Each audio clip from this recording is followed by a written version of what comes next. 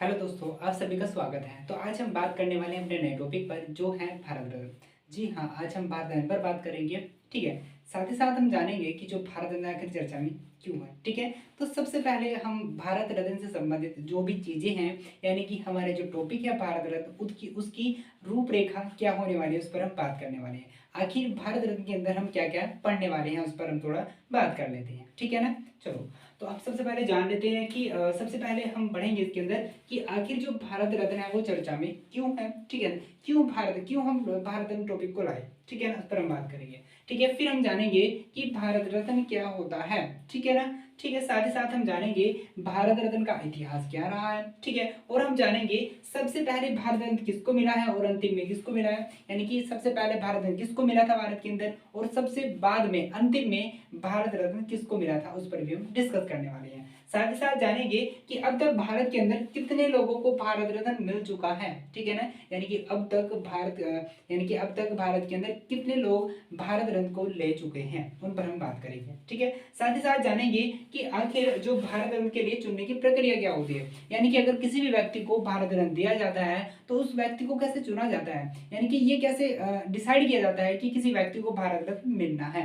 ठीक है। उसके क्या आधार होते हैं, उसको कौन चुनता है, उस पर हम थोड़ा बात करेंगे। ठीक है। साथ ही साथ जानेंगे कि भारत रत्न में क्या मिलता है, यानी कि अगर कोई भी व्यक्ति अगर उसको भारत रत्न दिया जाता है तो उस भारत रत्न के अंदर उसको क्या क्या मिलता है, क्या उसको पैसे मिलते हैं, क्या उसको मेडल दिया जाता है, इन चीजों पर भी हम डिस्कस करने वाले हैं। ठीक है। और अंत में जानेंगे आखिर कैसा दिखता है मेडल, यानी कि अगर किसी व्यक्ति को भारत रत्न मिला है तो उस भारत रत्न के अंदर उसको एक मेडल दिया जाता है और वो जो मेडल है वो कैसा दिखता है उस पर हम बात करने वाले हैं। ठीक है। तो हमारे जो वीडियो की जो रूपरेखा है, हमारा जो टॉपिक है उसकी जो रूपरेखा होने वाली है ओवरऑल ये होने वाली है। ठीक है। हम इन्हीं अगर हम बात करें, हम इन्हीं को बेस बना करके अपने इस टॉपिक को डिस्कस करेंगे। ठीक है। तो सबसे पहले हम समझ लेते हैं आखिर जो भारत रत्न है वो चर्चा में क्यों है। ठीक है। चर्चा में इसलिए है क्योंकि हाल ही में भारत सरकार द्वारा 3 नए व्यक्ति हुए हैं जिनको भारत रत्न से सम्मानित करने की घोषणा की है, यानी कि अभी हाल ही में भारत सरकार ने 3 लोगों को भारत रत्न से सम्मानित करने की घोषणा की है। अब 3 लोग कौन है वो, अब उनमें से जो 3 लोग हैं उनमें से एक व्यक्ति है MS स्वामीनाथन जी। ठीक है। दूसरे व्यक्ति हैं PV नरसिम्हा राव और तीसरे व्यक्ति हैं चौधरी चरण सिंह जी। ठीक है। इन 3 नए व्यक्तियों को भारत सरकार भारत रत्न से सम्मानित करेगी। हालांकि भारत रत्न चर्चा में इसलिए भी बार बार आ रहा है क्योंकि अभी हाल ही में अगर हम देखें, ठीक है, 2024 के अंदर अगर हम देखें एक व्यक्ति हुए हैं, 2 और व्यक्ति हुए हैं जिनको भारत सरकार ने भारत से सम्मानित करने की घोषणा की थी। ठीक है। अब वो 2 व्यक्ति कौन थे, एक तो उनमें थे कौन, कर्पूरी ठाकुरे, और दूसरे व्यक्ति थे LK अडवाणी जी, यानी कि लाल कृष्ण अडवाणी जी। उनको भी भारत सरकार क्या देगी, भारत रत्न से सम्मानित करेगी। तो ओवरऑल देखा जाए अब हमारे पास 5 नाम हो गए हैं जिनको 2024 के अंदर जो भारत सरकार है वो भारत रत्न से सम्मानित करेगी। ठीक है ना, तो आपको ध्यान रखना है। हालांकि अगर हम बात करें ये सबसे हाईएस्ट डेटा है, यानी कि अगर हम बात करें 2024 के अंदर क्योंकि अगर हम बात करें एक साल के अंदर, क्योंकि भारत रत्न यानी कि एक साल के अंदर भारत रत्न को देने की भी कुछ लिमिटेशन होती है, यानी कि कहा यह जाता है कि एक साल के अंदर केवल 3 भारत रत्न दिए जा सकते हैं। लेकिन 2024 के अंदर भारत के इतिहास के अंदर ये पहली बार हो रहा है कि 2024 के अंदर 5 लोगों को भारत रत्न से सम्मानित किया जाएगा। ठीक है ना, ये पहली बार हो रहा है। ठीक है, वरना इसकी लिमिटेशन होती है 3 ही दिए जा सकते हैं, चौथा नहीं दिए जा सकते हैं, लेकिन ये पहली बार हो रहा है। ठीक है ना, अब गवर्नमेंट है कुछ भी कर सकती है। ठीक है। अब अगर हम देखा जाए अगर हम बात करें 1999 में 4 भारत रत्न दिए गए थे, कितने, 4। ठीक है, याद रखना है। तो सबसे हाईएस्ट डेटा है कब का, 2024 का। 2024 में 5 दिए जाएंगे, लेकिन 1999 में 4 दिए गए थे। ठीक है ना, लेकिन मैंने कहा इसकी लिमिटेशन होती है। ठीक है, तो कोई बात नहीं है। ठीक है। तो अभी हमने जान लिया आखिर चर्चा में क्यों है। ठीक है। अब थोड़ा सा जान लेते हैं जिन लोगों के कारण भारत रत्न चर्चा में आए हैं उन पर थोड़ा डिस्कस कर लेते हैं, थोड़ा उनके बारे में जान लेते हैं। ठीक है। मैं सबसे पहले बता देता हूँ आपको लाल कृष्ण अडवाणी जी के बारे में। ठीक है ना, लाल कृष्ण जो अडवाणी जी हैं उनका जन्म होता है 1927 में, शायद 8 सितंबर 1927 में इनको क्या होता है, जन्म होता है। ठीक है। अब इनका जो जन्म होता है वो पाकिस्तान के कराची में होता है। हालांकि जब भारत पाकिस्तान का विभाजन हो गया 1947 में, तो जो अडवाणी जी हैं वो पाकिस्तान से भारत चले आए और बम्बई के अंदर रहने लगे। अगर हम थोड़ा सा पीछे जाएं 1941 में, तो जब वो 16 साल के थे, यानी कि 16 साल की उम्र थी, तो उन्होंने आरएसएस को ज्वाइन कर लिया, यानी कि आरएसएस को उन्होंने क्या कर लिया, ज्वाइन कर लिया। तो यहाँ पर देखा जाए तो उन्होंने छोटी सी उम्र में 16 साल की उम्र में उनकी जो पॉलिटिकल जर्नी है वो स्टार्ट हो जाती है। ठीक है, अगर हम थोड़ा सा आगे चलते हैं, अगर हम बात करें जब एनडीए की गवर्नमेंट थी, यानी कि 1998 से 2004 तक जब एनडीए की गवर्नमेंट थी, तो वो होम मिनिस्टर रहे हैं। यानी कि आडवाणी जी अगर हम बात करें 1998 से 2004 तक भारत के होम मिनिस्टर रहे हैं। साथ ही साथ 2002 से 2004 तक वो डिप्टी यानी कि डिप्टी पीएम के रूप में भी उन्होंने काम किया है, डिप्टी प्राइम मिनिस्टर के रूप में भी उन्होंने काम किया है। ठीक है ना। और साथ ही साथ अगर हम देखा जाए, जब 2004 के बाद यूपीए की गवर्नमेंट आ गई, तो उन्होंने 2004 से 2014 तक लीडर ऑफ अपोजिशन के रूप में भी काम किया। तो यहाँ पर देखा जाए तो उनका अच्छा खासा राजनीतिक जीवन रहा है। ठीक है ना। अगर हम दो लाइन में कहें तो जो आडवाणी जी हैं वह बीजेपी के एक वरिष्ठ नेता रहे हैं। ठीक है, एक अच्छे नेता रहे हैं। साथ ही साथ वो कई बार बीजेपी के राष्ट्रीय अध्यक्ष भी रह चुके हैं, लगभग 3 बार राष्ट्रीय अध्यक्ष रह चुके हैं वो। ठीक है, साथ ही साथ भारत की राजनीति में, ठीक है, बीजेपी को जो एक, अगर हम बात करें जो एक अच्छी यानी कि अगर हम बात करें भारत की राजनीति में जो बीजेपी है ना, उसको एक अच्छी पार्टी बनाने में उनका सर्वोपरि योगदान माना जा सकता है, अटल बिहारी वाजपेयी जी की तरह। ठीक है ना। तो यहाँ पर और देखा जाए तो बीजेपी के एक अच्छे नेता रहे हैं, कौन, आडवाणी जी। ठीक है, अब हम थोड़ा बात कर लेते हैं। ठीक है, ये तो हमने बात की किसके बारे में, आडवाणी जी के। अब हम जान लेते हैं, ठीक है, एक व्यक्ति और हैं, कौन, एम एस स्वामीनाथन जी के बारे में। एम एस स्वामीनाथन जी का जो जन्म है वो होता है 1925 में, 1925 में उनका जन्म होता है। ठीक है, और अभी अगर हम बात करें हाल ही में 8 सितंबर 2023 को उनकी मृत्यु हो जाती है। यानी कि अभी हाल ही में 2023 के अंदर उनकी क्या हुई है, मृत्यु हुई है 8 सितंबर को। ठीक है ना। तो अगर हम यहाँ पर देखा जाए, ठीक है, तो जो एम एस स्वामीनाथन जी हैं वो एग्रीकल्चर साइंटिस्ट हैं, यानी कि साइंटिस्ट रहे हैं, एग्रीकल्चर साइंटिस्ट रहे हैं। साथ ही साथ एग्रीकल्चर रेवोल्यूशन को, ठीक है, यानी कि जो एग्रीकल्चर रेवोल्यूशन है उसको स्टार्ट करने में उनकी सबसे महत्वपूर्ण भूमिका है। यानी कि भारत के अंदर जो एग्रीकल्चर रेवोल्यूशन है, ठीक है ना, उसको स्टार्ट करने में जो एम एस स्वामीनाथन जी की महत्वपूर्ण भूमिका मानी जाती है। ठीक है, यानी कि उनके नेतृत्व में इसकी एग्रीकल्चर अगर हम बात करें रेवोल्यूशन की शुरुआत हुई थी। ठीक है ना। इनका जन्म तमिलनाडु में हुआ था। ठीक है, कहा यह जाता है कि जब भारत आज़ाद हो रहा था, कहा यह जाता है कि जब भारत आज़ाद हो रहा था 1942 से 1947 तक, तो इस स्थिति में तो इस काल में क्या होता है, तो इस काल में बंगाल के अंदर एक फेमाइन, यानी कि एक हम बात करें सूखा पड़ जाता है। ठीक है ना। तो यानी कि भारत जब आज़ाद हो रहा था, मैंने कहा आपको 1942 से 1947 की हम बात कर रहे हैं, तो इसके अंदर क्या होता है कि बंगाल के अंदर एक खतरनाक फेमाइन आ जाता है, एक सूखा पड़ जाता है। अब इस सूखे में, यानी कि जब ये सूखा पड़ जाता है तो इसके अंदर क्या होता है, बहुत सारे लोग मर जाते हैं। ठीक है ना। यानी कि अगर हम बात करें यहाँ पर भूखमरी जैसी स्थिति आ जाती है। ठीक है ना, कि जो लोग हैं वो भूख से मर रहे थे, लगभग 2 से 3 मिलियन लोग इस भूख से मर गए थे, यानी कि इस फेमाइन में, यानी कि जब ये सूखा पड़ा था, ठीक है ना, तो इसके अंदर लगभग 2 से 3 मिलियन लोग अपनी जान गंवा चुके थे। अब इसी एपिसोड में, ठीक है, अब इसी एपिसोड से प्रेरित होकर, ठीक है, अगर हम बात करें, अब इसी एपिसोड से प्रेरित होकर जो एम एस स्वामीनाथन जी ने ये डिसाइड किया कि अब मुझे एग्रीकल्चर के सेक्टर में काम करना है। हालांकि जो उनके पिता हैं वो वो ये चाहते थे कि जो एम एस स्वामीनाथन जी है वो मेडिकल के क्षेत्र में काम करे, लेकिन उन्होंने मेडिकल जो लाइन है उसको छोड़ दिया और वो एग्रीकल्चर के क्षेत्र में काम करने लगे। और भारत को एग्रीकल्चर के क्षेत्र में आत्मनिर्भर बनाने में उनका सर्वोपरि योगदान माना जा सकता है। अब इसी सर्वोपरि योगदान को देखते हुए अब भारत सरकार उन्हें भारत रत्न सम्मानित करेगी। ठीक है ना। तो अभी हमने थोड़ा सा जाना किसके बारे में, एम एस स्वामीनाथन जी के बारे में।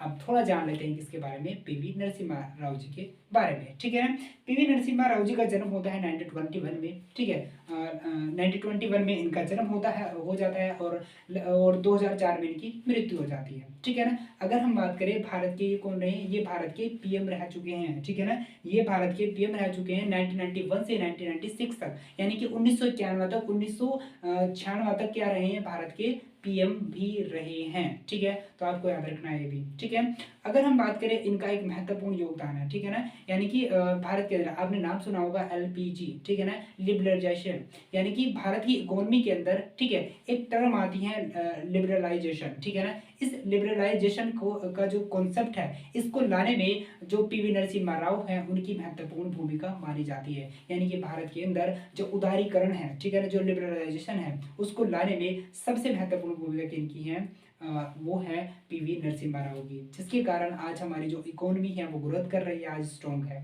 ठीक है, उन्हीं के कारण, ठीक है, क्योंकि जो लिबरलाइजेशन है वो इकोनॉमी के अंदर एक महत्वपूर्ण कॉन्सेप्ट मानी जाती है। आप बिल्कुल उसको इकोनॉमी के अंदर पढ़ेंगे एलपीजी कॉन्सेप्ट को, ठीक है ना। तो अभी तक हमने जाना किसके बारे में, पीवी नरसिम्हा राव जी के बारे में, ठीक है ना। अब थोड़ा सा हम जान लेते हैं चौधरी चरण सिंह जी के बारे में, ठीक है ना। अब चौधरी चरण सिंह जी का जो जन्म है वो होता है 1902 में, और इनकी जो मृत्यु हो जाती है 1987 में, ठीक है ना। तो 1987 में इनकी मृत्यु हो जाती है, और इनका जन्म होता है 1902 में यूपी के नूरपुर में, ठीक है, यूपी के नूरपुर में इनका जन्म होता है, ठीक है।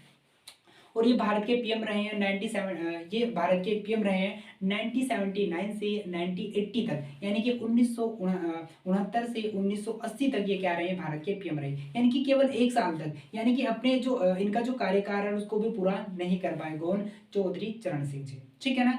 अब अगर हम बात करें इनका भी, अगर हम बात करें नॉर्थ इंडिया के अंदर, नॉर्थ इंडिया के अंदर इनको फार्मर लीडर के रूप में माना जाता है, यानी कि नॉर्थ इंडिया के जो फार्मर है वो चौधरी चरण सिंह को एक अपना महत्वपूर्ण फार्मर लीडर मानते हैं, ठीक है ना, ये भी आपको ध्यान में रखना है, ठीक है। तो अभी तक हमने लगभग 4 हस्तियों के बारे में जान लिया है जिनको भारत से सम्मानित किया जाएगा 2024 के अंदर, ठीक है। तो हमारा जो मेन टॉपिक है, हमारा मेन टॉपिक ये है, हमें पढ़ना है किसको, भारत रत्न का। वो तो मैंने आपको बताया कि आखिर चर्चा में क्यों है, तो इन लोगों की वजह से क्या था, भारत रत्न चर्चा में था, जो हमने इन लोगों के बारे में थोड़ा थोड़ा जान लिया है, ठीक है। अब हम मेन टॉपिक पर आते हैं, ठीक है ना। तो हमारा सबसे पहला जो मेन टॉपिक है, अब हमने बात कर लिया कि चर्चा में क्यों है, अब हम बात करेंगे क्या कि भारत रत्न होता क्या है भाई, ठीक है ना, भारत रत्न होता क्या है। तो जो भारत रत्न है वो भारत का एक हाईएस्ट सिविल हम बोल सकते हैं अवार्ड होता है, यानी कि भारत का जो सर्वोच्च, जो अगर हम बात करें नागरिक सम्मान क्या माना जाता है, भारत रत्न माना जाता है, ठीक है। तो आपको याद रखना है जो भारत रत्न है वो भारत का सबसे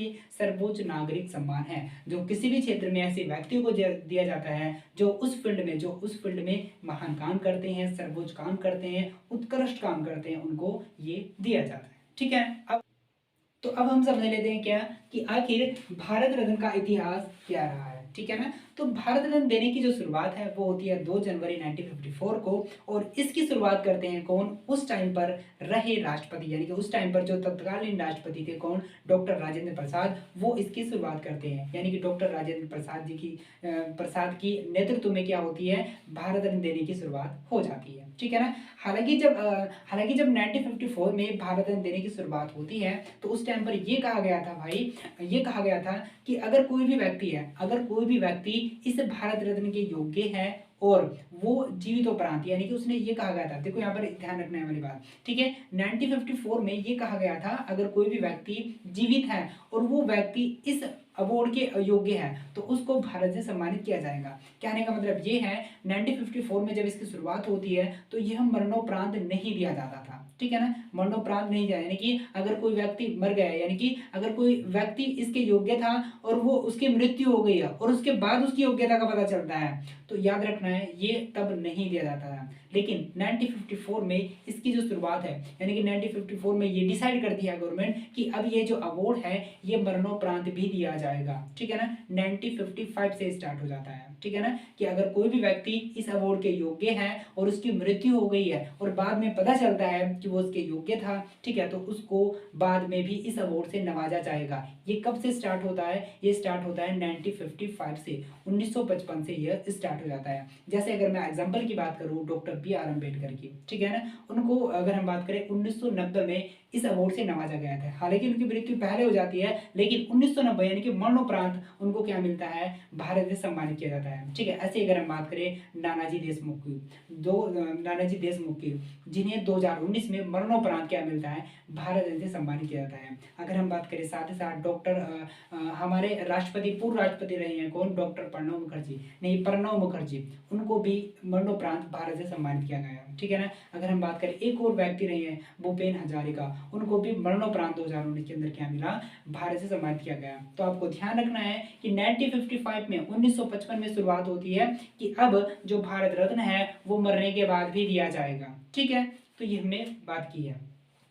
हालांकि जब भारत रत्न देने की शुरुआत होती है 1954 में, तो उस टाइम पर क्या था, उस टाइम पर ये था कि ये जो अवार्ड था ये कुछ स्पेसिफिक क्षेत्र में ही दिया जाता था। स्पेसिफिक क्षेत्र का मतलब है कुछ चुनिंदा फील्ड होते थे जिनके अंदर अगर कोई भी व्यक्ति है वो उत्कृष्ट काम करते थे, महान काम करते थे, तो उसमें इस अवार्ड से नवाजा जाता था। जैसे अगर हम बात करें स्टार्टिंग में जो क्षेत्र थे उनकी बात कर रहे हैं, तो स्टार्टिंग में कौन था, स्टार्टिंग में जैसे अगर हम बात करें अगर हम बात करें कला के क्षेत्र में यानी कि आर्ट के क्षेत्र में, ठीक है ना, कला के क्षेत्र में दिया जाता था। ठीक है ना, अगर हम बात करें साहित्य के क्षेत्र में दिया जाता था, साथ ही साथ साइंस के क्षेत्र में भी दिया जाता था और लोक सेवा के क्षेत्र में दिया जाता था। ठीक है ना, तो ये कुछ स्पेसिफिक क्षेत्र होते थे स्टार्टिंग में 1954 में जब इसकी शुरुआत होती है, तो कुछ ये क्या थे, चुनिंदा क्षेत्र थे। ठीक है, मैंने कहा आपको अर्थ क्षेत्र, ठीक है, लिटरेचर और साइंस और पब्लिक सर्विस, तो इन सेक्टर में क्या दिया जाता था, ये भारत रत्न दिया जाता था। ठीक है ना, लेकिन 2011 के अंदर गवर्नमेंट ने इसके अंदर चेंज किया और कहा कि भाई अगर कोई भी व्यक्ति है वो मानव विकास के लिए काम करेगा या भारत या अपने देश का ना, ठीक है, मानव विकास के लिए काम करेगा या कोई भी ऐसा काम करेगा जिससे भारत का नाम रोशन होता है, जिससे देश का नाम रोशन होता हो, तो उसको भी इस अवार्ड से नवाजा जाएगा। ठीक है ना, तो यानी कि यहाँ पर क्या हुआ, यहाँ पर ये हुआ कि इसका जो क्राइटेरिया यानी कि भारत रत्न देने का जो क्राइटेरिया था उसको एक्सपेंडेड कर दिया गया, उसको बढ़ा दिया गया। ठीक है ना, और बढ़ा दिया गया और कहा गया कि अब क्या होगा, अलग अलग फील्ड में भी इसको दिया जाएगा। जैसे अगर हम बात करें अलग अलग फील्ड में भी दिया जाएगा। ठीक है, जैसे अगर कोई भी व्यक्ति है वो मानव विकास के लिए काम कर रहा है, ठीक है ना, अगर हम बात करें मानव के हितों में काम कर रहा है, ठीक है ना, तो उसको भी इस अवार्ड से नवाजा जाएगा। ठीक है, ये आपको ध्यान रखना है। ये चेंज कब हुआ, 2011 के अंदर इसमें चेंज किया गया था। ठीक है ना, और इस साथ साथ एक बात और कि 2013 के अंदर सबसे पहले 2013 के अंदर गवर्नमेंट ने ये डिसाइड कर लिया कि अब इस अवार्ड को हम भाई क्या है, खेल के क्षेत्र में भी देंगे। ठीक है ना, तो यहाँ पर ध्यान रखना है, सबसे पहले यहाँ पर 2013 के अंदर ये डिसाइड किया गया कि अब इस अवार्ड को खेलों के क्षेत्र में भी दिया जाएगा, जिसका परिणाम ये रहा कि 2013 के अंदर महान क्रिकेटर सचिन तेंदुलकर को पहली बार इस अवार्ड से नवाजा गया है। यानी कि सबसे पहली बार खेलों के क्षेत्र में ये जो अवार्ड है ये जो 2013 के अंदर दिया गया, और वो व्यक्ति कौन थे, वो थे क्रिकेटर सचिन तेंदुलकर जी। ठीक है, ये भी आपको ध्यान में रखना है। ठीक है, अब हम आगे चलते हैं। ठीक है ना, तो अभी तक हमने जान लिया, मरणोपरांत की भी हमने बात कर लिया, साथ ही साथ हमने बात कर लिया 2011 के अंदर इसके अंदर चेंज कर दिया गया था, क्राइटेरिया को बढ़ा दिया गया था, और 2013 के अंदर ही इसमें खेलों के क्षेत्र को भी शामिल कर लिया गया। ठीक है ना, तभी मैंने कहा था आपको किसके क्राइटेरिया को बढ़ा दिया गया 2013 के अंदर, पहले खेलों के क्षेत्र में नहीं लिया जाता था। ठीक है, चलो अब हम आगे बात करते हैं। ठीक है, तो अब हमने देख लिया थोड़ा इसके इतिहास के बारे में, अब हम थोड़ा जान लेते हैं कि सबसे पहले, ठीक है ना, सबसे पहले आखिर यानी कि सबसे पहले किसको भारत रत्न मिला था, भारत के अंदर सबसे पहले किन लोगों को भारत में सम्मानित किया गया। ठीक है, तो सबसे पहले 3 व्यक्ति रहे हैं। ठीक है, 3 व्यक्तियों को भारत रत्न से सम्मानित किया गया था। पहले व्यक्ति थे चक्रवर्ती गोपालाचारी। ठीक है, कौन थे, चक्रवर्ती गोपालाचारी जी। ठीक है, उनको 1954 में 1954 में भारत में सम्मानित किया गया। ठीक है, जो चक्रवर्ती गोपालाचारी थे वो स्वतंत्र भारत के पहले गवर्नर थे, तो उनको सबसे पहले 1954 में इस सम्मान से सम्मानित किया गया। अब दूसरे व्यक्ति कौन थे, दूसरे व्यक्ति थे कौन, पूर्व राष्ट्रपति रहे डॉक्टर राधाकृष्णन सर्वपल्ली। ठीक है, डॉक्टर राधाकृष्णन सर्वपल्ली जी को भी 1954 में भारत में से सम्मानित किया गया। ठीक है, और साथ ही साथ एक व्यक्ति और थे जिनको 1954 में ही क्या मिला, भारत रत्न मिला, वो थे महान वैज्ञानिक सीवी रमन। ठीक है ना, तो आपको ध्यान रखना है सबसे पहले 3 व्यक्तियों को क्या मिला था, भारत रत्न मिला था। कौन, चक्रवर्ती गोपालाचारी, ठीक है ना, और कौन, डॉक्टर राधाकृष्ण सर्वपल्ली, और तीसरे व्यक्ति कौन थे, सीवी रमन थे। ठीक है ना, अब हम जान लेते हैं क्या सबसे अंतिम में किसको मिला था। ठीक है ना, सबसे अंतिम में आखिर किसको मिला। ठीक है, मैं सबसे पहले आपको बता देता हूं कि अब तक भारत के अंदर लगभग 48 कितने, लगभग कितने, अगर हम बात करें लगभग नहीं पूरे कंफर्म है। ठीक है ना, अगर हम बात करें अब तक भारत के अंदर कितने 48 लोगों को क्या मिल चुका है, भारत रत्न मिल चुका है। और इनमें से जो सबसे अंतिम वाले थे उनका नाम था नानाजी देशमुख। क्या नाम था उनका, नानाजी देशमुख। ठीक है ना, नानाजी देशमुख को 48वां क्या मिला, भारत रत्न मिला। और ये मिला था 2019 के अंदर, ये मिला था इन्हें मरणोपरांत। ठीक है, इन्होंने सेवा के क्षेत्र में बहुत महत्वपूर्ण काम किए, बहुत महान काम किए, उत्कृष्ट काम किए, इसलिए इन्हें इस अवार्ड से नवाजा गया। ठीक है ना, तो आपको ध्यान रखना है सबसे अंतिम में किसको मिला था, 48वां नानाजी देशमुख को मिला था। इन्होंने किसके, सेवा के क्षेत्र में, इन्होंने सेवा के क्षेत्र में उत्कृष्ट काम किया, महान काम किया था। ठीक है ना, अगर मैं आपको और बता देता हूँ थोड़ा, जो 47वां, ठीक है ना, जो 47वां जो मिला था, 47वां जो मिला था वो मिला था भूपेन हजारिका को। किसको मिला था, भूपेन हजारिका को। इस जो 47वां जो भारत रत्न है वो मिला था भूपेन हजारिका ने। कला के क्षेत्र में, संगीत के क्षेत्र में महत्वपूर्ण काम किया, उत्कृष्ट काम किया, इसलिए उनको क्या मिला, यहाँ पर उनको भारत से सम्मानित किया गया। साथ ही साथ जान लेते हैं 46वां जो भारत रत्न मिला वो मिला था किनको, प्रणब मुखर्जी को। किनको मिला था, पूर्व राष्ट्रपति प्रणब मुखर्जी को 46वां क्या मिला था, भारत रत्न मिला था। साथ ही साथ में जो इम्पोर्टेंट है वो बता रहा हूं आपको, 43वां जो मिला था वो मिला था सचिन तेंदुलकर को 2013 के अंदर। और अगर हम बात करें 44वां, ठीक है ना, 44वां जो मिला था वो मिला था अटल बिहारी वाजपेयी जी को 2014 के अंदर। ठीक है ना, तो मैंने आपको बताया कि जो इम्पोर्टेंट है, यानी कि जो कौन से क्रमांक, अगर हम बात करें कौन से नंबर पर किसको मिला था। ठीक है ना, तो 48वां किसको मिला था, सबसे अंतिम नानाजी देशमुख को मिला था 2019 के अंदर। फिर 47वां मिला था किसको, भूपेन हजारिका को मिला था। और 46वां मिला था प्रणब मुखर्जी को। और 44वां मिला था किनको, अटल बिहारी वाजपेयी को। और 43वां मिला था सचिन तेंदुलकर को मिला था। ठीक है ना, आपको ध्यान में रखना है। ठीक है ना, तो अभी तक हमने जान लिया कि सबसे पहले किसको मिला था और सबसे अंतिम में किसको मिला था। साथ ही साथ हमने जान लिया कि अब तक कितने लोगों को मिला है। ठीक है ना, वो जो पांच नाम डिसाइड किए गए 2024 के अंदर मिलेगा, वो इनके अंदर क्या हो जाएंगे, ऐड हो जाएंगे। और फिर हमारे पास कितने हो जाएंगे, 53 हो जाएंगे। ठीक है ना, यानी कि अभी नहीं मिला है इनको, बस घोषणा हो गई है तो बिल्कुल मिल जाएगा। ठीक है, ये आपको ध्यान में रखना है। ठीक है, अब हम जान लेते हैं कि आखिर भारत रत्न के लिए चुनने की प्रक्रिया क्या होती है। ठीक है ना, यानी कि अगर किसी भी व्यक्ति को भारत रत्न दिया जाएगा तो उसको कैसे चुना जाता है। तो अगर किसी भी व्यक्ति को भारत रत्न मिलना है, ठीक है ना, तो इसका जो चुनाव है, तो इसकी जो सिफारिश है वो कौन करते हैं, पीएम करते हैं। कौन करते हैं, पीएम करते हैं। और इसकी सिफारिश यानी कि रिकमेंडेशन, तो आपको ध्यान रखना है किसी भी व्यक्ति को अगर भारत रत्न मिलना है तो इसकी जो रिकमेंडेशन है वो करते हैं कौन, पीएम करते हैं। और पीएम किसको सिफारिश करेंगे, पीएम करेंगे राष्ट्रपति को। और फिर वहां से राष्ट्रपति का अंतिम निर्णय होगा कि हाँ चलो भाई इस व्यक्ति को क्या मिलेगा, भारत रत्न मिलेगा। तो आपको ध्यान रखना है अगर किसी भी व्यक्ति को भारत रत्न मिलना है तो इसकी जो सिफारिश है, इसकी जो रिकमेंडेशन है वो पीएम करेंगे। किसको करेंगे, राष्ट्रपति को करेंगे। फिर राष्ट्रपति अपना अंतिम निर्णय देंगे, वो ओके कर देंगे कि हाँ चलो अब इसको भारत से सम्मानित किया जाएगा। ठीक है, तो आपको ध्यान रखना है। तो अभी हमने जान लिया कि आखिर कैसे चुना जाता है किसी भी व्यक्ति को। कौन चुनेगा, पीएम सिफारिश करेगा, किसको, राष्ट्रपति को करेगा। ठीक है ना, राष्ट्रपति फिर डिसाइड कर देंगे कि मिलेगा नहीं मिलेगा। ठीक है, तो अब हमने जान लिया क्या है, कैसे मिलता है। ठीक है, अब हम जान लेते हैं कि भारत रत्न में क्या क्या मिलता है। आखिर भारत रत्न में क्या क्या मिलता है, किसी व्यक्ति को अगर भारत रत्न मिला है तो उसके अंदर उसको क्या क्या चीजें मिलेगी, क्या क्या सामान मिलेगा, इस पर हम बात कर लेते हैं। ठीक है ना, तो भारत, अगर किसी भी व्यक्ति को भारत रत्न मिलता है तो उसके अंदर क्या मिलता है। ठीक है ना, तो अगर कोई व्यक्ति है उसको भारत रत्न मिला है तो उस भारत रत्न के अंदर उसको मिलेगा भारत सरकार की तरफ से एक प्रमाण पत्र मिलेगा।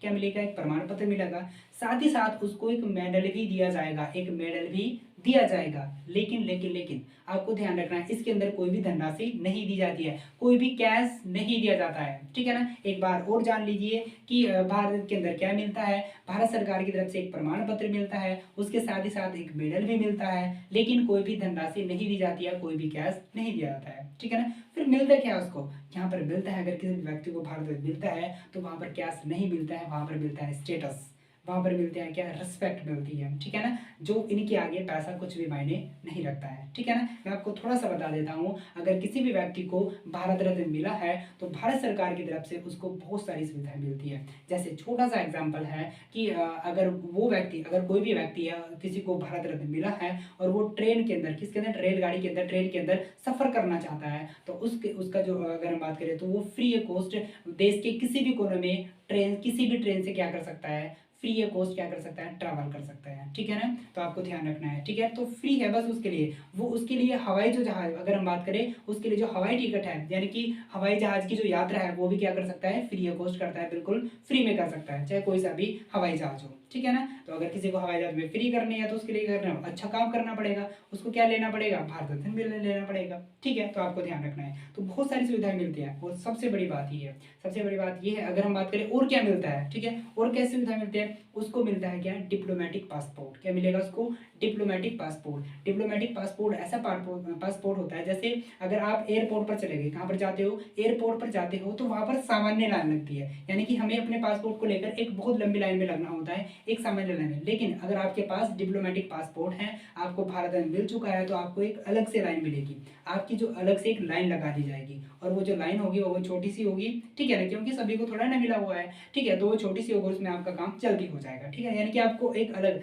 रिस्पेक्ट तरीके से आपको वहाँ पर अलग लाइन में लगा दिया जाएगा, ठीक है, आपका काम जल्दी हो जाएगा। तो क्या मिलेगा आपको वहाँ पर, एक डिप्लोमेटिक पासपोर्ट मिलेगा, ठीक है ना, जिस कारण आपकी रिस्पेक्ट होगी, साथ ही साथ आपको जल्दी आपका जो काम है, आपकी जो अगर हम बात करें हवाई जो टिकट है वो जल्दी से हो जाएगी, ठीक है। ये भी आपको ध्यान में रखना है। साथ ही साथ सबसे बड़ी बात ये है, अगर किसी भी व्यक्ति को क्या मिलता है, भारत रत्न मिलता है, तो उसको भारत के अंदर जितने भी सारे क्या होंगे, सरकारी प्रोग्राम होंगे, जितने भी सारे क्या होंगे, सरकारी प्रोग्राम है वो होंगे, गवर्नमेंट प्रोग्राम होंगे, ठीक है, सरकारी कार्यक्रम होंगे, उनके अंदर उनको स्पेशल इनवाइट किया जाएगा, ठीक है ना, स्पेशल किया जाएगा, इनवाइट किया जाएगा।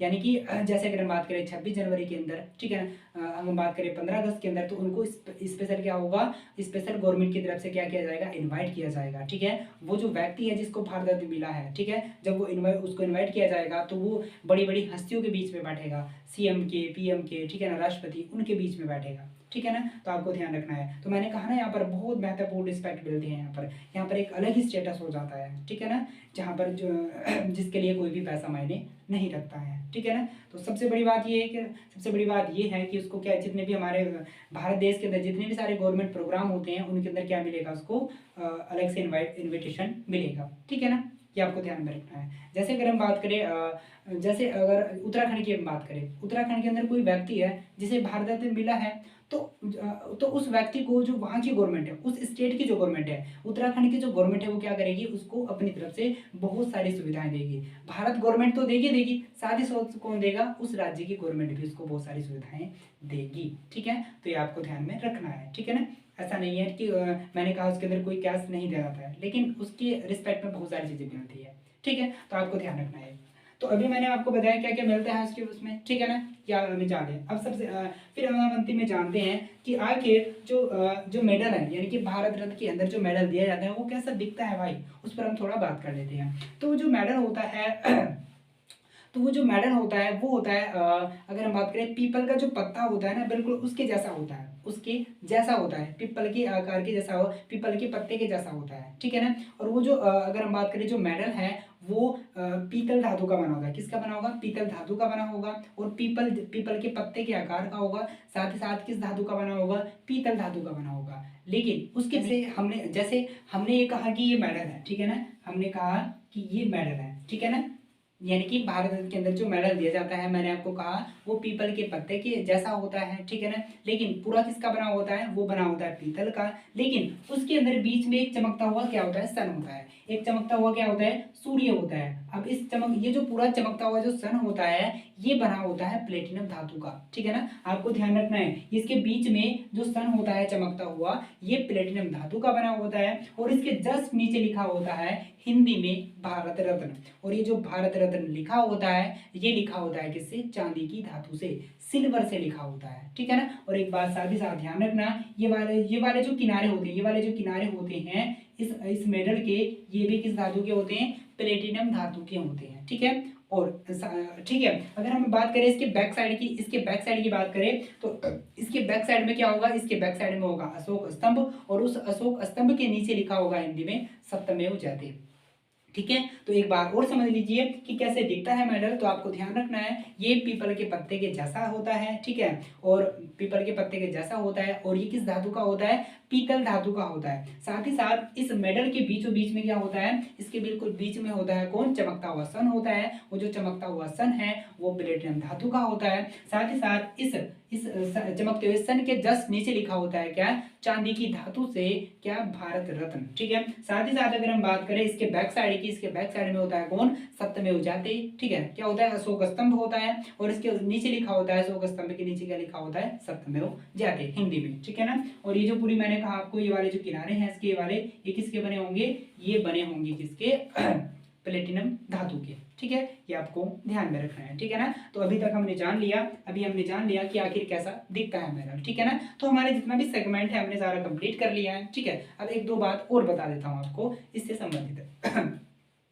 तो ये है कि मैंने आपको बताया था स्टार्टिंग में कि जो भारत रत्न है वो एक साल में 3 बार दिया जाता है, लेकिन मैंने कहा आपको भारत के इतिहास में पहली बार हो रहा है कि अब क्या हो रहा है, 5 बार दिया जा रहा है, ठीक है ना, मैंने आपको बताया, ठीक है ना। लेकिन ये भी जरूरी नहीं है कि हर साल भारत रत्न दिया जाए, ये बिल्कुल भी जरूरी नहीं होता है। और सबसे इम्पोर्टेंट बात ये है कि जो भारत रत्न है वो भारत के लोगों को तो मिलता ही है, वो गैर भारतीयों को भी दिया जाता है। यानी कि ऐसा बिल्कुल भी नहीं है कि जो भारत रत्न है वो केवल भारत के नागरिक को ही मिले, ठीक है, वो किसी भी देश के नागरिक को दिया जा सकता है, लेकिन शर्त ये है वो उस भारत रत्न के योग्य होना चाहिए। कहने का मतलब ये है कि अगर कोई भी व्यक्ति है, अगर वो मानव विकास के लिए काम करता है, अगर वो मानव हित में काम करता है, ठीक है, या भारत देश का नाम रोशन, यानी कि अगर कोई भी ऐसा काम, अगर कोई भी दूसरे देश का नागरिक है, वो कुछ ऐसा काम करता है जो मानव हित में हो, साथ ही साथ वो कुछ ऐसा काम कर दे जिससे भारत देश का नाम रोशन हो जाए,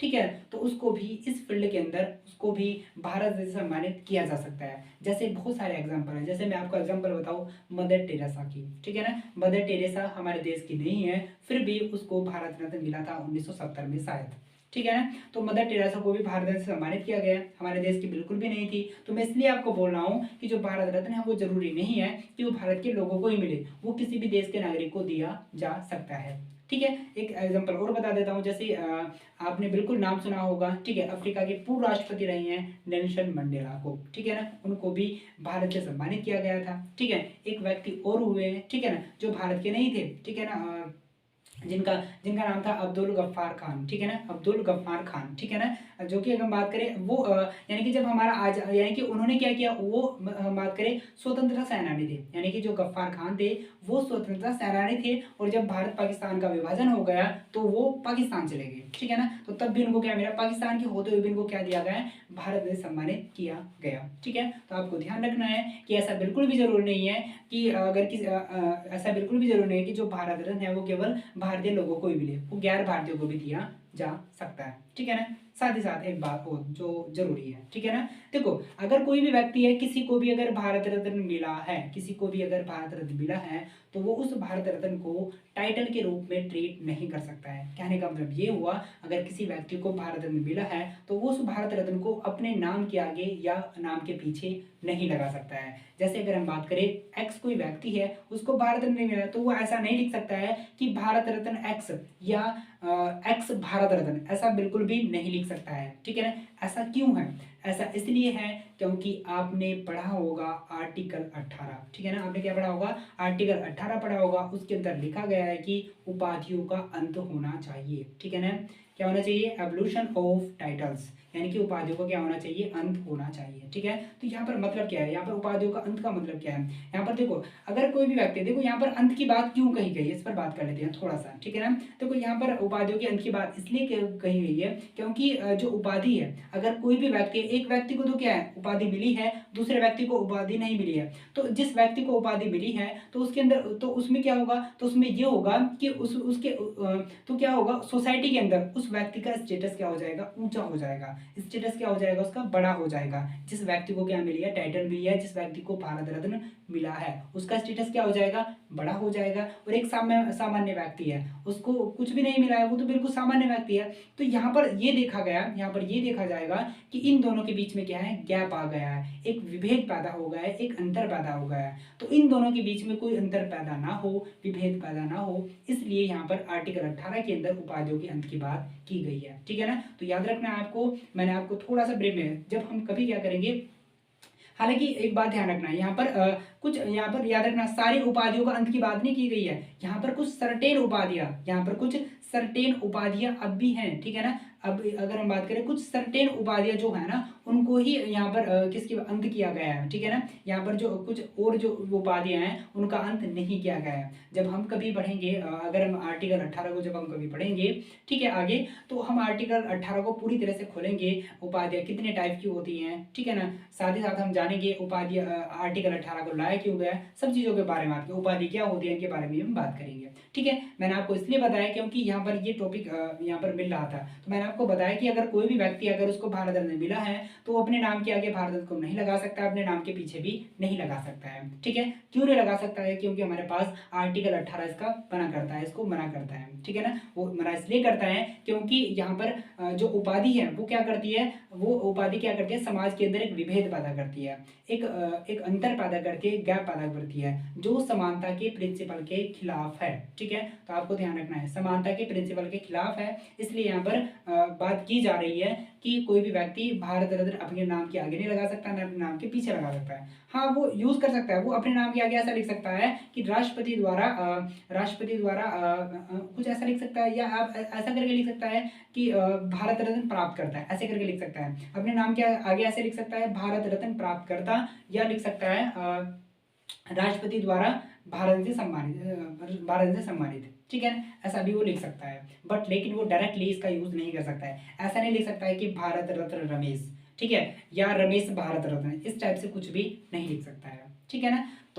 तो अब हमने अपने जो टॉपिक था हमारा भारत रत्न, उससे संबंधित जितने भी हमारे जो सेगमेंट थे उनको सबको खत्म कर लिया। हालांकि मैंने लास्ट वाला आपको टॉपिक बताया कैसा दिखता है मेडल। ठीक है ना। मैं आपको मेडल तो दिखा नहीं सकता हूँ क्योंकि आप समझते हो, केवल आपको फील करा सकता हूँ। ठीक है। मैंने इसके बारे में बताया तो आप उसको थोड़ा फील कर सकते हो, क्योंकि क्योंकि आप जानते हो कि मेरे पास सिंपल बोर्ड है। ठीक है ना। तो इसमें दिखाना थोड़ा संभव नहीं है। ठीक है। बस आप फील कर सकते हो। ठीक है। आप गूगल कर सकते हो, गूगल पर जाकर के आपको सब चीज़ मिल जाएगा, आपको दिखेगा वहाँ पर। ठीक है ना।